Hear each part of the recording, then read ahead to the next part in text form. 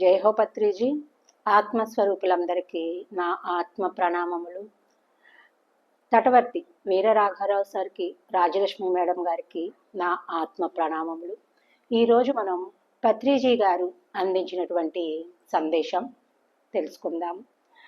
8 రకాల మానవులు ఉంటారు అని పత్రిజీ గారు చెప్పడం జరిగింది. మొదటి రకం మానవుడు మూలాధార స్థితిలో ఉంటాడు.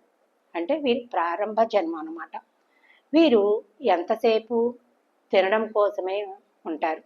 ఎంతసేపు ఆకలి ఆకలి, తిండి తిండి, లేదు నిద్రపోవడం, తినడం నిద్రపోవడం, ఎంత తప్పితే వేరే ఇంకా ఎటువంటి ఆలోచన వారికి ఉండదు. రెండవది స్వాధిష్టానం.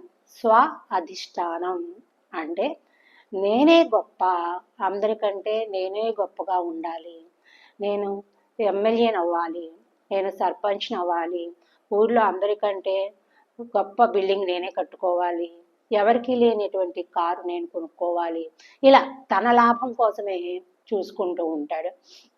కొన్ని జన్మలు మూలాధార స్థితిలో ఉన్న జన్మలు తీసుకుంటారు. ఈ తర్వాత మళ్ళీ ఈ స్వాధిష్టానంలో ఉండే జన్మలు తీసుకుంటారు. తర్వాత మణిపూరకం. ఈ మణిపూరకంలో ఉన్నవారు మాటలు బాగా చెప్తారు.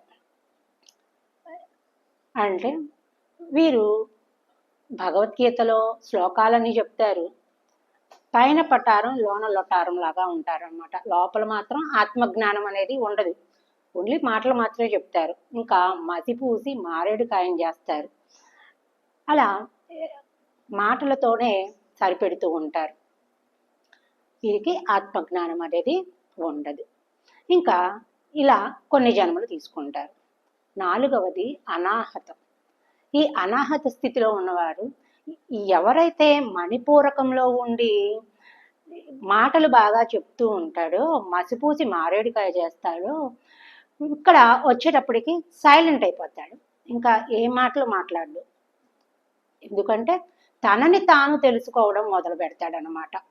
ఈ 4వ స్థితిలోకి వచ్చేటప్పటికి అసలు నేనెవరు, ఎక్కడి నుంచి వచ్చాను, మళ్ళీ ఎక్కడికి వెళ్తాను, అసలు నేను ఈ భూమి మీదకి ఎందుకు వచ్చాను అనేది స్టార్ట్ అవుతుంది. తనలో తాను సైలెంట్ అయిపోతాడు అన్నమాట. తను తాను తెలుసుకోవడానికే సైలెంట్ అవుతాడు. వీరిని ఎవరైతే సైలెంట్ అయ్యారో, మాట్లాడడం మానేశారో, ఇది తెలుసుకోవాలనే ప్రయత్నంలో ఉంటారో వారిని మునులు అంటారు. తర్వాత స్థితి విశుద్ధం. ఈ విశుద్ధలోకి వచ్చేటప్పటికి ఎప్పుడైతే తనని తాను తెలుసుకోవాలి అని అనుకుంటాడో అప్పుడు ఇంకా ఈ స్థితిలోకి వచ్చేటప్పటికి, విశుద్ధంలోకి వచ్చేటప్పటికి సాధన మొదలు పెడతాడు. ఏ సాధన? ధ్యాన సాధన. శ్వాస మీద ధ్యాస అనే ధ్యాన సాధన మొదలు పెడతాడు. పెట్టినప్పుడు అంతరంలో నుండి శుద్ధత్వం ఏర్పడుతుంది. లోపల ఉన్నవంతా కూడా శుద్ధమైపోతూ ఉంటుంది. గుణాలన్నీ కూడా శుద్ధమైపోతూ ఉంటాయి. అప్పుడు వీరు ఆత్మజ్ఞానాన్ని తెలుసుకుంటారు. ధ్యాన సాధన చేస్తూ ఉంటే ఆత్మజ్ఞానం అనేది కలుగుతుంది. కాబట్టి వీరు యోగులు అన్నమాట. ఇక తరువాతది ఆజ్ఞ. ఆజ్ఞా చక్రంలో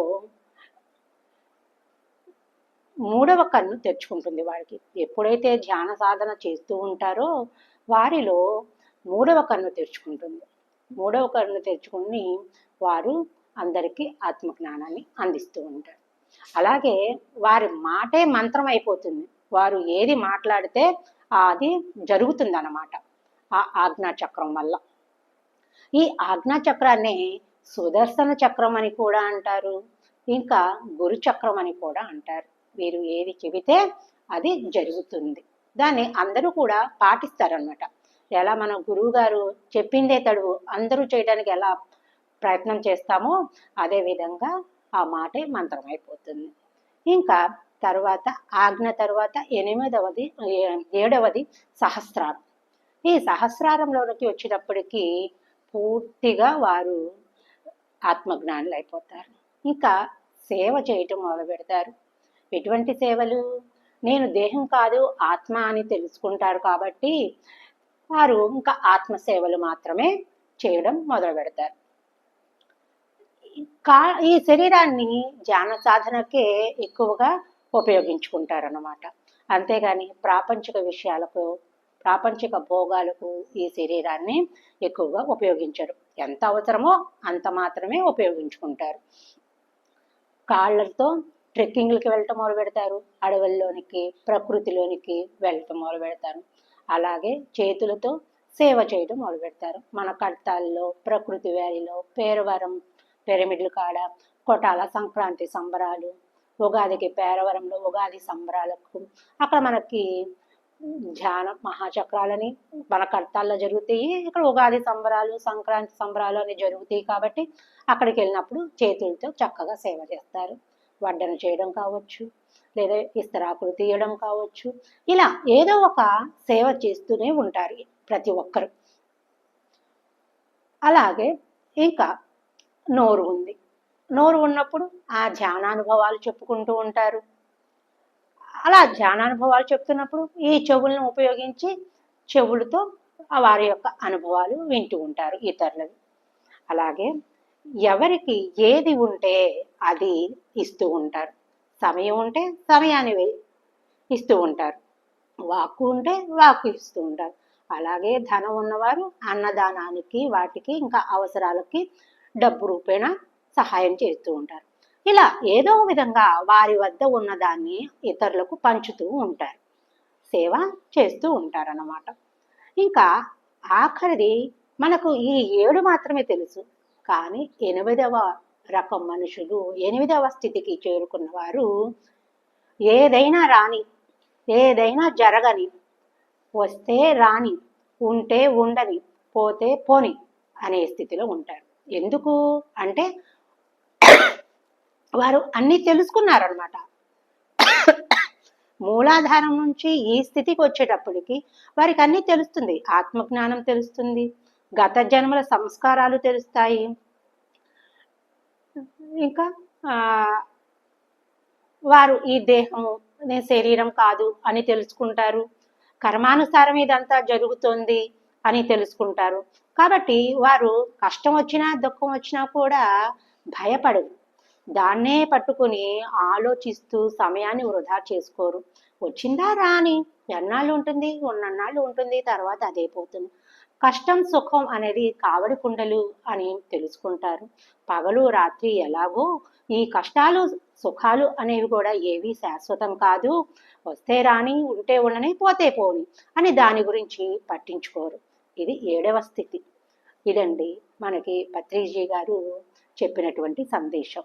8 రకాల మానవులు ఉంటారు అని. కాబట్టి మనము కూడా ఈ 8వ స్థితికి చేరుకోవాలి. ఈ 8వ స్థితికి చేరుకున్న వారే పిరమిడ్ మాస్టర్స్ అని గురువు గారు పత్రిజీ గారు చెప్పడం జరిగింది. కాబట్టి మనమందరము కూడా ఈ 8వ స్థితిలోకి చేరుకోవాలి. ఇది ఫ్రెండ్స్, ఈరోజు నేను మీతో పంచుకున్నటువంటి జ్ఞానము. మీరు నాకు అవకాశం ఇచ్చినందుకు ధన్యవాదములు. ఈ సందేశాలు మీకు నచ్చినట్లయితే లైక్ చేయండి, షేర్ చేయండి, సబ్స్క్రైబ్ చేయండి. Thank you.